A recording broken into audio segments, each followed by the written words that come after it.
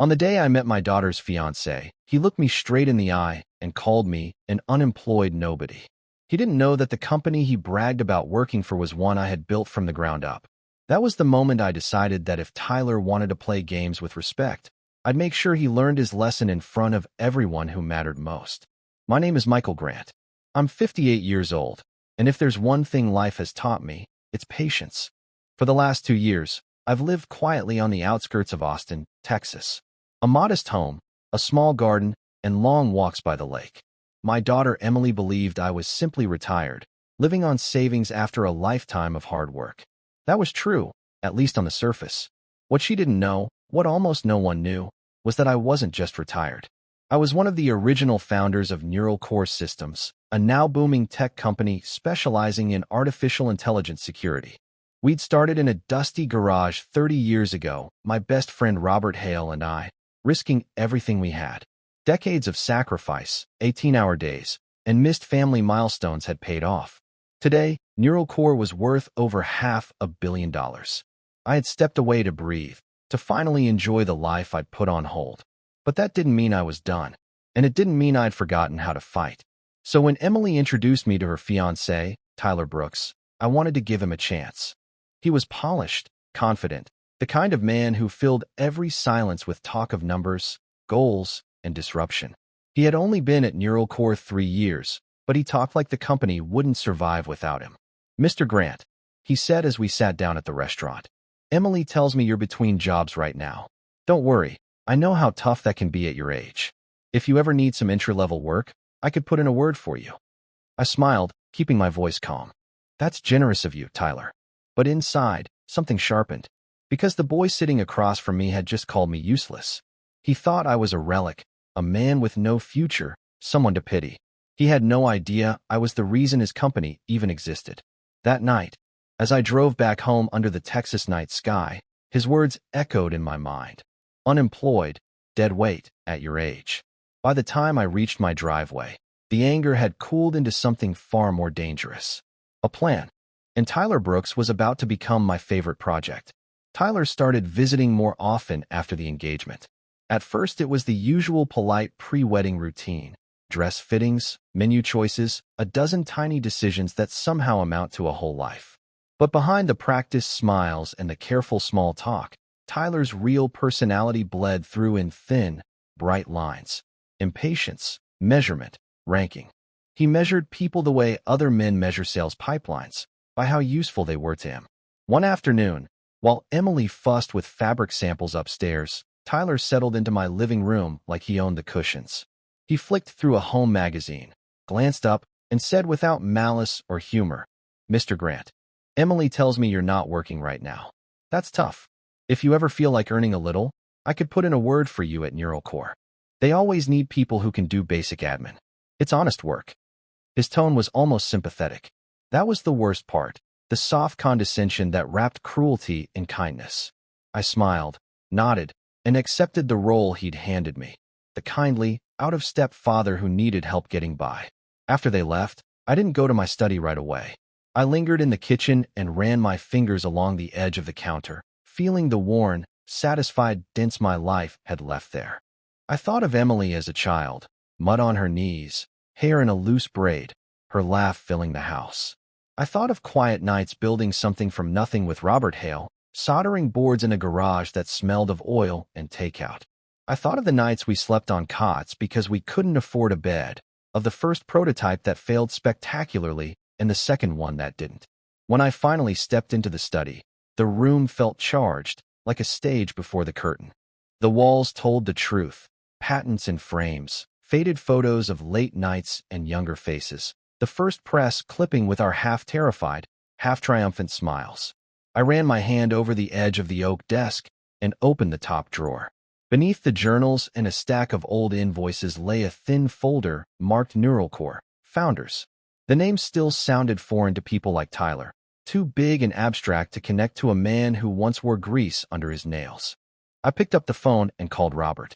"Rob," I said after the second ring, "do you remember Tyler Brooks?" "Tyler, the sales guy?" "Yeah. Why?" "Don't bother telling me what you think of him.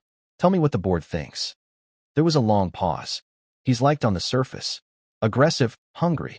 The kind of person who can win a client and burn a bridge in the same week. He has fans because he brings in numbers, but he's also the kind who believes the world owes him the next rung on the ladder. I thought so, I said. Keep that in mind. We spoke for a few minutes about Neuralcore's current shape, who was loyal, who was hungry for promotion, and who still remembered the blood and coffee days. When I hung up, my plan had already started to take shape, not as something vindictive, but as a test. Not a trap for humiliation so much as a filter to reveal who Tyler really was when he was confident, when he had something to gain. Over the next weeks, I became an actor in the small theater of our lives. I planted virtues into my performance. Forgetfulness about current events, frequent mentions of long walks and books, the occasional joke about being too set in my ways to learn new tech. I let Emily take the lead on everything, and I allowed Tyler to step into a role he clearly wanted. Mentor, benefactor, man of the world introducing his fiancé's family to his empire. I even started showing up in ill-fitting sweaters I'd never wear if I wanted to impress anyone, letting my posture slacken in that way older men sometimes do when they assume they're invisible. All the while I watched. I listened. I kept a small notebook, not for evidence in a legal sense, but to remember exactly how Tyler treated people when he thought he could. I recorded his phrases, the tone, the laughter that followed. Dead weight, he liked to say when riffing about corporate efficiency. Stagnant assets. He used words like disruption with the zeal of a convert. He spoke about growth as if it were a moral imperative that justified anything necessary to achieve it. The words were small, but they built a portrait, a man who measured human value in quarterly returns. One night, Emily burst into my study with excitement. Tyler wants to move the rehearsal to the country club, she gushed. He says it's important for his boss to see where our family stands. She didn't mean it maliciously. She was simply thrilled that the people Tyler thought mattered would be present. I kept my face neutral. It was perfect. The more Tyler curated the audience, the cleaner the reveal would be. Before I go further, I want you to tell me in the comments. If you caught someone close to you treating your family like a set of checkboxes, valuing appearances over people, would you call them out immediately, or would you wait to see how they behaved when they thought no consequences would come? And if you haven't already, hit that subscribe button. This channel, Sweetest Revenge, is where we unpack the moments when patience leads to the most satisfying payoffs. I started quietly pulling a few strings. I called Robert and told him, very casually, that I'd be attending the wedding and that I was looking forward to meeting a few people from the company. Robert sounded pleased. We hadn't seen each other in months, and the excuse of a wedding was as good as any for an old friend to catch up. I made a few small arrangements, a conservative but expensive suit tailored to fit exactly right, a set of cufflinks engraved with a company insignia I knew Robert would recognize, and a discreet certified check for a wedding gift that, on paper, would say things Tyler couldn't imagine. The point wasn't the money. It was the question, how would Tyler reconcile the fantasy of my poverty with the reality of my past? Would he double down on his condescension, or would he swallow his pride and apologize to the man he'd maligned? Watching how a person responds when their assumptions are shattered is revealing. It tells you whether they value dignity or image, whether they own their mistakes or hunt for excuses. I never once told Emily my true history with Neuralcore. I let her continue to believe what she'd always believed, that her father had stepped away to enjoy life. Letting her see Tyler's reaction, unfiltered, would be more informative than any private conversation. She trusted me enough to keep quiet, and for her, I would hold that confidence. After all, this wasn't about vengeance for its own sake. This was about protecting her from a lifetime of subtle contempt masked as help. There were moments I almost slipped, times when the urge to call Tyler out and save everyone the theatricality nearly took me. But I remembered why I decided to wait. A lesson given in private can be ignored. A lesson revealed in front of witnesses rearranges a life. I wanted Tyler to feel the weight of the consequence in the place that mattered to him, among peers, under the light he so craved. So I rehearsed patience. I practiced expressions that said nothing. I tucked the cufflinks and the check into an inside pocket like a pair of loaded cards. And I kept writing, in that small, dog-eared notebook, the litany of Tyler's little cruelties. Each entry was a stamp in the file of a man who believed he could reduce people to roles. Each line made my resolve steadier. When the rehearsal day came, Tyler would stand in a room full of his colleagues, his boss nearby, and he would show his true colors. I had no interest in humiliating him for sport. I wanted the truth to be visible so that Emily could decide, with all the facts in front of her, whether this was the man she wanted to build a life with. The plan was simple in its cruelty and elegant in its fairness. Let arrogance speak for itself, and then let the people who mattered hear it. The rest was patience, and patience, more than anything else, had become my weapon. The plan was simple in its cruelty and elegant in its fairness. Let arrogance speak for itself, and then let the people who mattered hear it. The rest was patience, and patience, more than anything else, had become my weapon. The first real test came at the rehearsal dinner. Tyler had arranged it at a country club just outside Austin. Crystal chandeliers, waiters in black vests, a fountain gurgling in the courtyard. It was less about celebrating love and more about broadcasting status. Emily looked beautiful that night. Nervous, glowing, caught between excitement and exhaustion. She whispered to me before things began. Tyler wants to impress his boss. Please just smile, Dad. It'll mean the world to me. I kissed her on the forehead and promised her I would. She didn't know that smiling was exactly what I intended to do.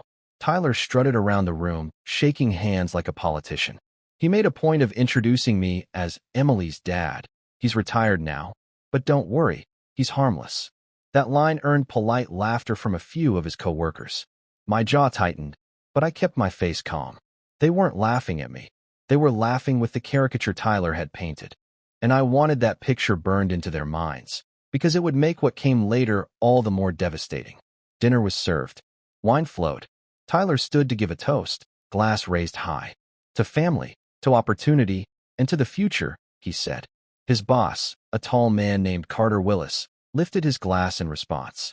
Carter had been with Neural Core since the early days. He was younger than Robert and me, but old enough to remember who built the company he now helped run. When Tyler finished his toast, Carter leaned across the table to me. Michael Grant, he said warmly. I didn't know you'd be here. It's been too long, my friend. The entire table went silent. Tyler blinked, confused. Emily's eyes widened. Carter went on, oblivious to the tension he'd just dropped. This man, he told the group, is the reason Neural Core exists. Robert Hale, and I still tell stories about those first brutal years. If not for Michael's designs, we'd all be working somewhere else right now. Tyler froze. His hand shook slightly as he lowered his glass. His co-workers glanced between him and me, the puzzle pieces sliding into place. I smiled gently, keeping my tone casual. I've been enjoying some quiet time lately. Retirement suits me. But the damage was done. Tyler's entire narrative, his dominance, his authority, his harmless father-in-law routine, had cracked in front of the very audience he wanted to impress. He tried to laugh it off. Well, I guess I should have done my homework, he said, forcing a chuckle. Didn't realize I was sitting with company royalty. The laughter that followed was thin. Carter clapped me on the back, clearly pleased to see me again. And Emily, she just stared at me, confused but thoughtful, as though realizing she'd never known the full picture of her own father's life. Later that night, when the party had thinned out, Tyler cornered me near the coat check. His face was pale, his voice tight. You could have told me who you were, he hissed. I looked him dead in the eye and whispered, and you could have shown me respect without needing to know. He didn't reply. He just clenched his jaw and stormed off. Before I reveal what happened next, I want to hear from you. If someone had publicly disrespected you and your family, then found out you secretly held all the power, would you forgive them, or would you let them stew in their humiliation a little longer? Drop your thoughts in the comments. And if you're new here, don't forget to subscribe to Sweetest Revenge, because the way Tyler's downfall unfolded is something you'll want to witness. That night, as I drove home, I knew the trap had only just been sprung. Tyler had taken the bait, and now his panic would drive him to make even bigger mistakes. And I was ready for every single one of them. The morning after the rehearsal dinner, I expected Tyler to call Emily, to smooth things over with an apology or at least a show of humility. Instead, he doubled down. By noon, Emily sat at my kitchen table, her phone buzzing with messages. She looked torn, biting her lip. Dad, she said, Tyler wants me to ask you not to overshadow things at the wedding. He says you embarrassed him last night. I stirred my coffee slowly, letting the silence stretch. And what do you think? She looked down. I think you didn't do anything wrong. But Tyler's proud. He wants the wedding to be about us, not about business stories from the past. I kissed her hand. Emily, it will be about you. But I need you to trust me. Sometimes people reveal who they are when they think the spotlight is theirs. Let's give him the stage he wants. She didn't understand, but she nodded. My daughter had inherited my patience, even if she didn't know it yet. That week, I watched Tyler scramble.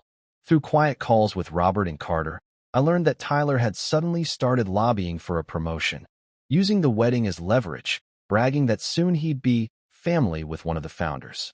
He told Carter he could modernize the company's leadership. He even implied he could push Robert into early retirement. Ambition is one thing. Betrayal is another. Tyler was showing his hand too fast, trying to cash in before the ink on the marriage license was dry. And I wrote it all down. Dates, names, words. My little notebook had grown thick with evidence, not of crimes, but of character. And in the business world, character is currency. The night before the wedding, I paid Tyler a visit. He was in his apartment, surrounded by groomsmen, drinking expensive whiskey he clearly couldn't afford without credit. When he saw me at the door, his smile faltered. Mr. Grant, he said stiffly, didn't expect to see you here. I wanted a word in private. The others shuffled out awkwardly, and Tyler crossed his arms. If this is about last night. It's not, I interrupted. My voice was calm, measured. Tomorrow is Emily's day. You'll smile, you'll play the role of a good husband, and you'll keep your ambition in check. Do that, and maybe, just maybe, you'll still have a future at NeuroCore. He laughed, a short, bitter sound. You think you can threaten me? You're a relic. I'm the future of that company. You just wait. You'll see who's really in charge. I stepped closer, lowering my voice. Tomorrow, everyone will see. That's the point. For a moment, fear flickered across his face. Then arrogance smothered it, like it always did. Before I continue, I want to hear from you. What would you do in my place? Would you stop the wedding to protect your child? Or would you let the mask fall in front of everyone so the truth couldn't be denied? Tell me in the comments. And if you're enjoying this story, make sure you're subscribed to Sweetest Revenge, because tomorrow's wedding is where everything finally explodes. The next day, as the guests gathered and the music swelled, Tyler Brooks believed he was about to step into the role of husband, rising star, and future leader. But what he didn't realize was that he was also stepping into the trap I had laid for him. The church was filled with soft music, flowers, and whispers of anticipation. Emily looked radiant, walking down the aisle with her mother. My chest ached with pride and fear all at once. She deserved joy, peace, love that didn't come with conditions or arrogance. Tyler stood at the altar in a sharp suit, a rehearsed smile plastered on his face. But I could see the tension in his shoulders, the restless way his eyes kept darting to Carter and the other NeuroCore executives seated in the front row. He wasn't looking at his bride. He was checking his audience. The ceremony began, each vow spoken, each line rehearsed. But I wasn't listening. I was waiting for the moment when all the masks would fall, when the priest finally said, "If anyone here knows a reason these two should not be joined in holy matrimony, speak now or forever hold your peace." I didn't move. Instead, I glanced at Robert Hale, who gave me the slightest nod. The silence lingered for a beat too long. Tyler shifted uncomfortably, then grinned to cover it. And then Carter stood up. "Before this goes any further," Carter said, his voice echoing through the church, "there's something the bride should know." The entire room gasped.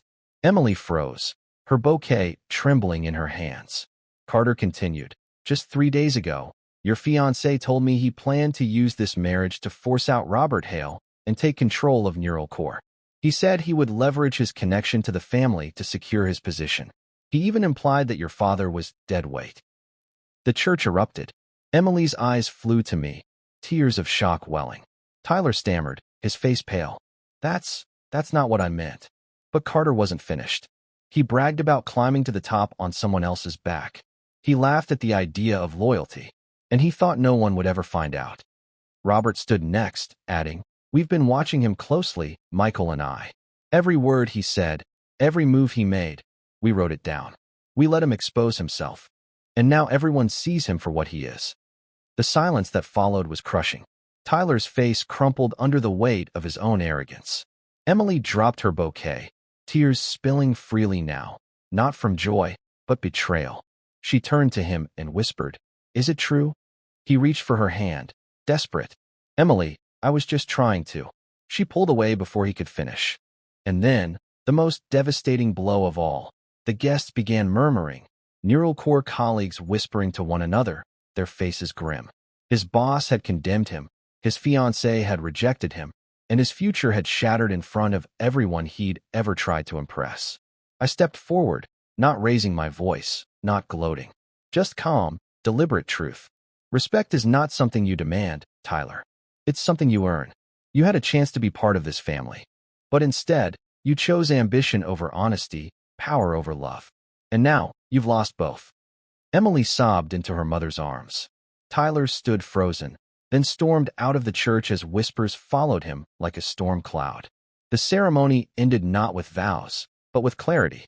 My daughter was heartbroken, yes, but she was free. Free from a lifetime of quiet belittlement. Free from a man who saw her as a stepping stone instead of a partner. Outside, the Texas sun burned hot against my face as I walked Emily to the car. She clung to me, tears wetting my jacket. "I didn't know, Dad," she whispered. I kissed her forehead. "You weren't supposed to know until it mattered. Now you do. And now, you can choose better." That day, I didn't just protect my daughter. I reminded myself, and everyone in that church, that arrogance is its own noose. Sometimes, you don't need to pull it tight. You just need to give a man enough rope and wait. Before I leave you with the final thought, let me ask you, if this had been your child standing at that altar, would you have exposed the truth in front of everyone, or taken them aside in private? Let me know in the comments. And don't forget, subscribe to Sweetest Revenge, because this isn't the last time someone's arrogance turns into their undoing. That wedding didn't end in celebration, but it ended in justice. And sometimes, justice is sweeter than any I do.